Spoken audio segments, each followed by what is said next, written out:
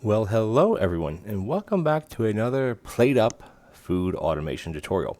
Today's episode is tomato soup.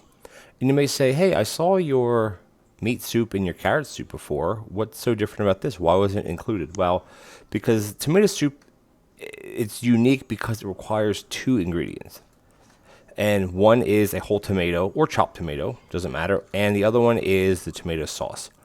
So the way you have to lay it out is a bit different than the way I had my other ones laid out because of how each block can only have 4 attachments. So you have smart grabber coming off, a grabber going in, one combiner for tomatoes, one combiner for the sauce.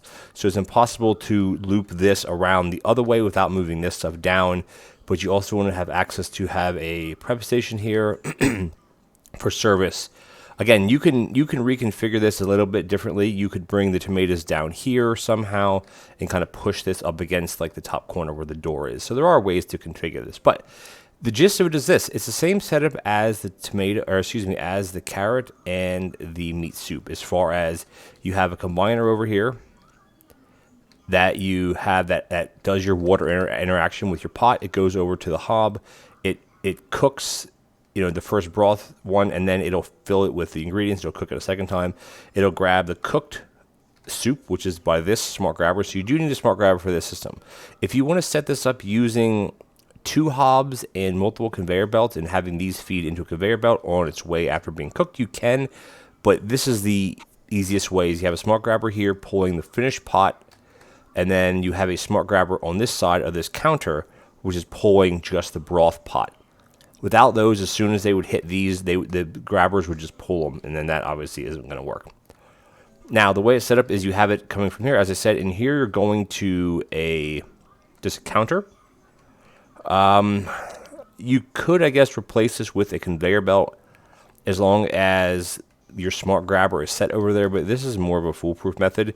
And you may say, well, could you pull this straight off of the hob? And the answer is no, because as you see, all the other inputs on each side, that side, the top, and here, they're all full. So there's no way to pull this off of here and have the pot return back into the system, which is kind of the whole point of this.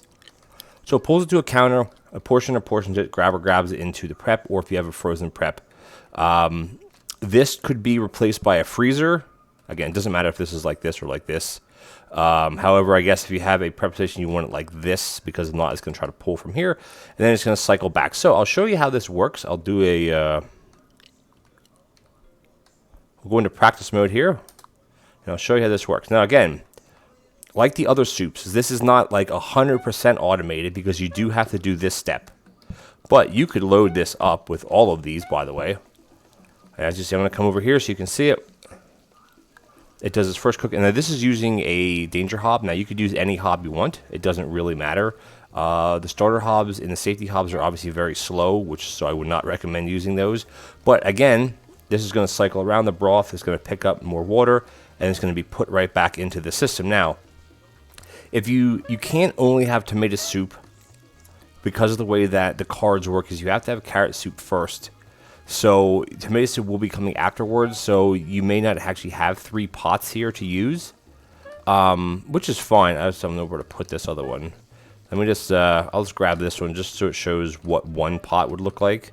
I'll just pull a couple off of here if I can. I'm just going to dump them into the garbage here to show you what happens if it's just one pot. It goes out, combiner combines it, and that puts it right back into the system. Again, do you want to have 3 pots lined up? Sure. If you have multiple pot stacks, then sure, why not do it that way? It'll just keep up with it that much quicker. But as you see, it's pretty straightforward design. The return system is the same as the carrot soup and the meat soup. You go to a hob, you return it back with the broth pot back to the system, and it'll just continue to cycle.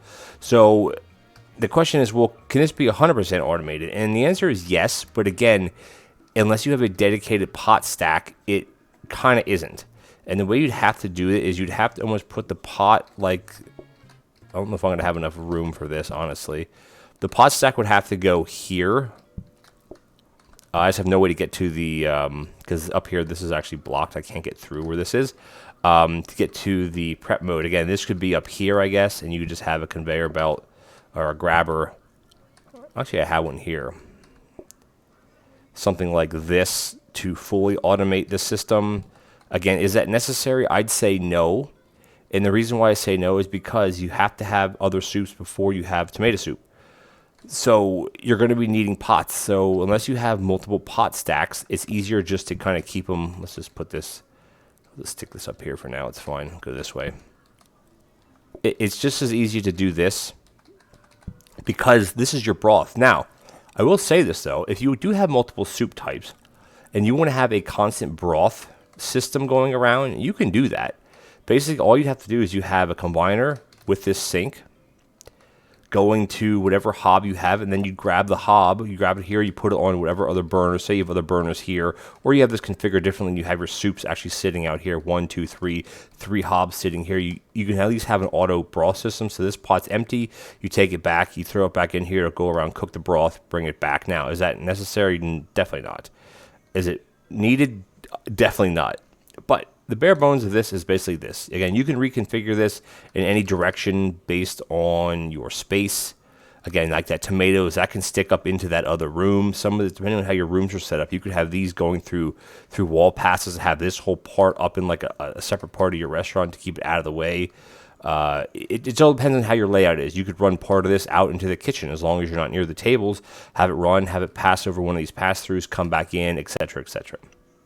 Now, I will say that because this uses a sink, either the starter sink or your basic sink, you'll have to have something else to wash dishes on, which by this point in your automation, this point in your game, I would say you definitely have another sink somewhere. But anyways, keep that in mind that if there's a pot coming through here and there's a dish here, the pot will get stuck here and the dish will actually get pulled right over to the hob. So you can't use this for cooking unless you have a smart grabber on the other side of the sink that's just pulling filled pots with water and onion, which I don't know why you would do that, honestly.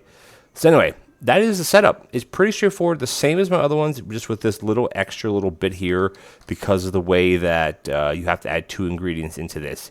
Again, like I said, you could have this on some kind of conveyor system where both of these are up top and it's putting it in one by one, going to a second hob. Will that make it any more compact? I don't think so. But again, it is an option, again, depending on your layout.